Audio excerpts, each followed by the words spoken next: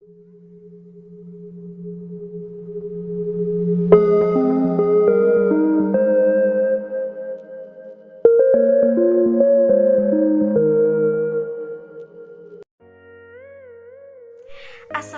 warahmatullahi wabarakatuh.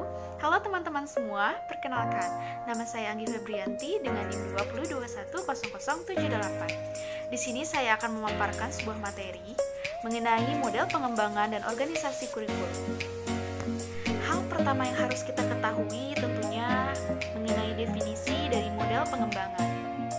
Model sendiri memiliki arti sebagai acuan atau ragam dari sesuatu yang akan dilihat atau dihasilkan. Sedangkan model pengembangan kurikulum merupakan langkah atau prosedur yang sistematis dalam proses penyusunan kurikulum itu sendiri. Pengertian ini senada dengan pengertian model sebagai acuan untuk pengembangan kurikulum. Dengan demikian, maka bisa kita pahami bahwa yang dimaksud dengan model pengembangan kurikulum itu adalah gambaran sistematis mengenai prosedur yang ditempuh dalam melakukan aktivitas pengembangan kurikulum. Selanjutnya mengenai organisasi kurikulum. Ada beberapa faktor yang harus diperhatikan dari organisasi kurikulum. Yang pertama, ruang lingkup. Ruang lingkup bahan pelajaran harus sesuai dengan visi, misi, dan tujuan pendidikan nasional, standar kompetisi lulusan, dan standar kompetisi mata pelajaran yang telah ditetapkan. Hal ini merujuk pada Abdullah Idi tahun 2007. Yang kedua, urutan bahan. Faktor-faktor yang turut menentukan urutan bahan pelajaran antara lain kematangan anak, latar belakang pengalaman atau pengetahuan, tingkat intelijensi, minat, kegunaan bahan, dan kesulitan bahan pelajaran. Hal ini merujuk pada Nasution 1993. Yang ketiga, kontinuitas atau kesinambungan. Dalam organisasi, kurikulum perlu diperhatikan, terutama berkaitan dengan substansi bahan yang dipelajari siswa. Jangan sampai terjadi pengulangan ataupun loncat-loncat yang tidak jelas tingkat kesukarannya. Yang selanjutnya yakni keseimbangan. Keseimbangan ini dapat dipandang dari dua segi, yakni keseimbangan isi, yaitu tentang apa yang dipelajari, dan yang kedua keseimbangan cara atau proses belajar. Hal ini merujuk pada Nasution 1993. Dalam menentukan keseimbangan isi, maka perlu dipertimbangkan betapa penting dan perlunya masing-masing mata pelajaran. Suatu hal yang tidak mudah karena sukar menentukan kriterianya. Selanjutnya, keterpaduan.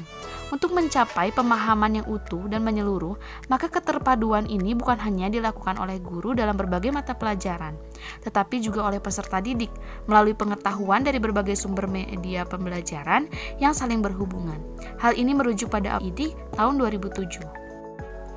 Pemaparan selanjutnya mengenai model-model pengembangan kurikulum. Model pengembangan kurikulum merupakan suatu alternatif prosedur dalam rangka mendesain atau designing, menerapkan atau implementation, dan mengevaluasi atau evaluation suatu kurikulum. Oleh karena itu, model pengembangan kurikulum harus dapat menggambarkan suatu proses sistem perencanaan pembelajaran yang dapat memenuhi berbagai kebutuhan dan standar keberhasilan dalam pendidikan. Selanjutnya mengenai jenis-jenis model pengembangan kurikulum. Terdapat 7 jenis model pengembangan kurikulum. Yang pertama, yakni model Rapp-Tyler. Ada beberapa tahap menurut Tyler. Yang pertama, menentukan tujuan pendidikan, proses pembelajaran, organisasi pengalaman belajar, dan juga evaluasi dalam pembelajaran. Yang kedua, model administratif. Ide awal dan pelaksanaan atas pembuatan kurikulum dimulai dari pejabat tingkat atas, membentuk suatu tim pelaksana atau komisi untuk mengembangkan kurikulum, menyusun kurikulum secara operasional, mengajukan model kurikulum kepada tim pengarah untuk diperiksa dan diperbaiki, pelaksanaan uji coba, dan yang terakhir monitoring dan evaluasi. Yang ketiga, model grassroots merupakan model pengembangan kurikulum yang dimulai dari arus bawah dan lebih demokratis.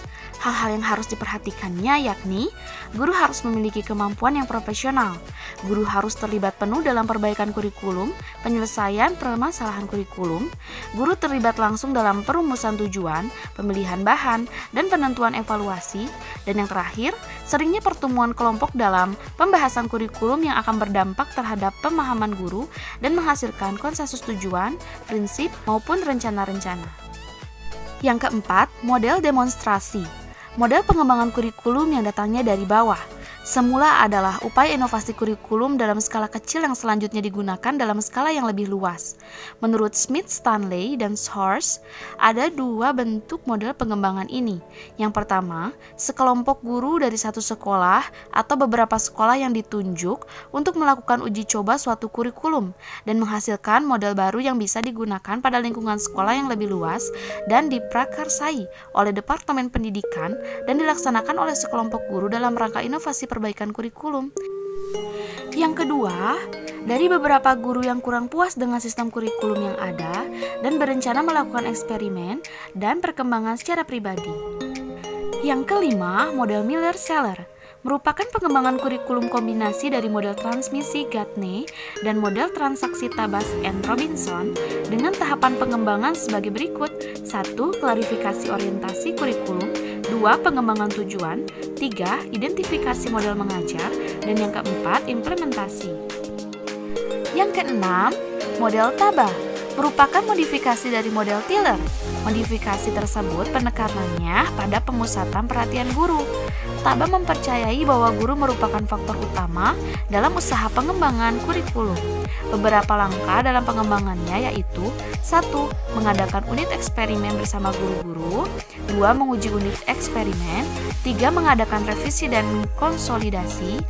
4. Mengembangkan ke seluruh kerangka kurikulum.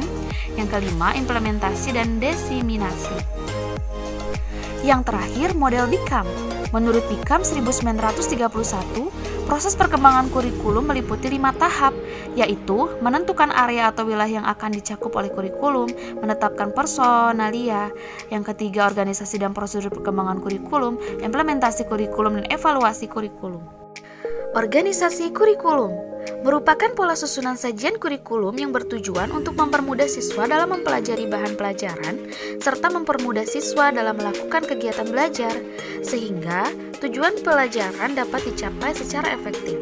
Organisasi kurikulum berdasarkan mata pelajaran atau subjek kurikulum dibagi menjadi 6. Yang pertama yakni separated subject curriculum atau dalam bahasa Indonesia disebut dengan mata pelajaran terpisah, memiliki kelebihan dan juga kekurangan.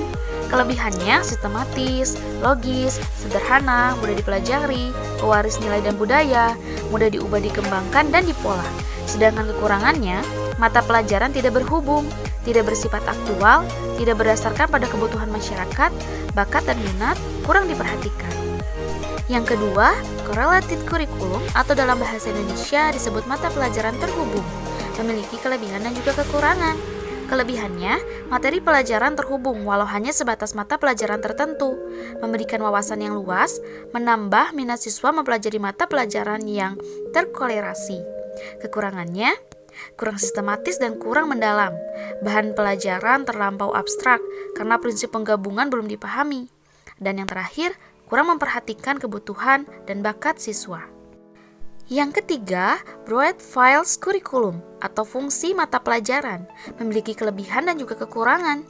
Kelebihannya, mata pelajaran akan semakin dirasakan atau digunakan, sehingga memungkinkan pengadaan mata pelajaran yang kaya akan pengertian dan meningkatkan prinsip dasar generalisasi.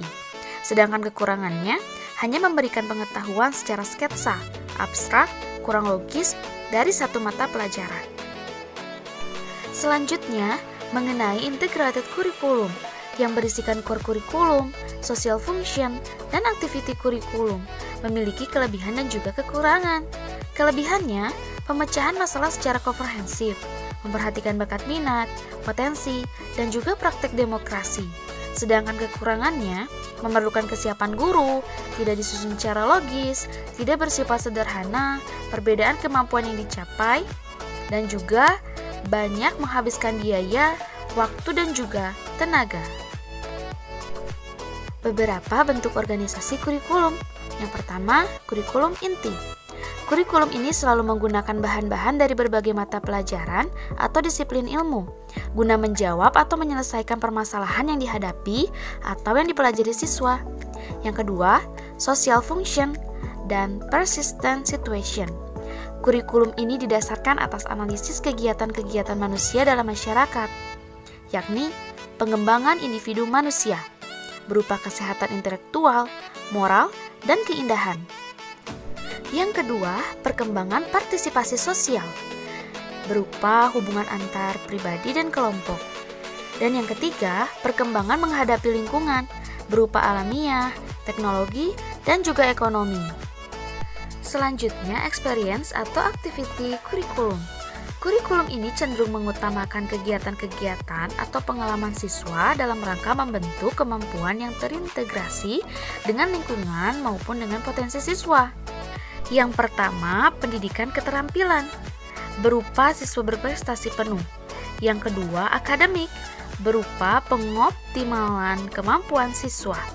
Dan yang terakhir atau yang ketiga yakni intelektual berupa estetika, vokasional, intelektual, dan juga kreativitas. Terdapat 4 tipe pembelajaran proyek yang dapat dikembangkan dalam activity kurikulum. Di antaranya, 1. Construction on Creative Project. Pembelajaran ini bertujuan untuk mengembangkan ide-ide atau merealisasikan suatu ide dalam suatu bentuk tertentu. Misalnya, membuat payung, membuat tas dengan mode tertentu, menulis gagasan atau surat, atau bahkan menciptakan sebuah permainan.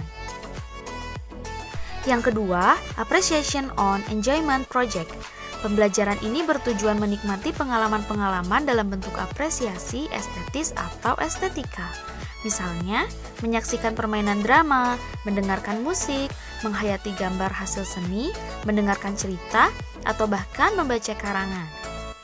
Yang ketiga, The Problem Project. Pembelajaran ini bertujuan untuk memecahkan masalah yang bersifat intelektual, tetapi pada substansi yang ada keterampilannya vokasional. Misalnya, bagaimana penanggulangan penyebaran flu burung. Permasalahan tersebut memerlukan jawaban yang bersifat intelektual, tetapi tidak menutup kemungkinan dibahas tentang bagaimana cara membersihkan kandang unggas dengan cara simulasi. Yang keempat atau yang terakhir yakni the drill or specific project. Pembelajaran ini bertujuan untuk memperoleh beberapa item atau tingkat keterampilan. Misalnya, bagaimana mengoperasikan kamera digital, bagaimana cara menulis makalah yang benar, dan lain sebagainya. Sekian pemaparan yang dapat saya sampaikan mengenai model pengembangan dan organisasi kurikulum. Mohon maaf bila banyak kekurangan. Wassalamualaikum warahmatullahi wabarakatuh.